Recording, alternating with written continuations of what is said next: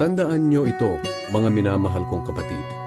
Dapat maging handa kayo sa pakikinig, dahan-dahan sa pananalita, at huwag agad magagalit. Sapagkat ang galit ay hindi nakakatulong sa tao para maging matuwid sa paningin ng Diyos.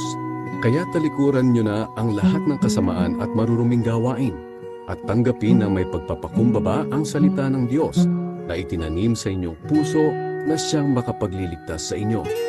Huwag lang kayong maging tagapakinig ng salita ng Diyos, kundi sundin nyo ang sinasabi nito. Dahil kung hindi, dinadaya nyo lang ang sarili ninyo. Dahil kung nakikinig lang ang isang tao sa salita ng Diyos, pero hindi naman niya tinutupad ang sinasabi nito, katulad siya ng isang taong tumitingin sa salamin, na pagkatapos makita ang sarili, ay umaalis at agad kinakalimutan ang ayos niya. Ngunit ang taong nagsasaliksik at tumutupad sa kautosang ganap na nagpapalaya at hindi tagapakinig lang na nakakalimot agad, ay ang taong pagpapalain ng Diyos sa mga ginagawa niya.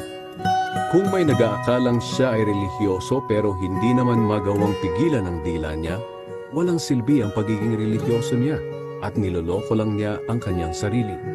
Ang pagkarelihiyosong itinuturing na dalisay at walang kapintasan ng Diyos Ama ay ito: ang pagtulong sa mga ulila at mga biyuda sa kahirapan nila, at ang pagtalikod sa lahat ng kasamaan sa mundong ito.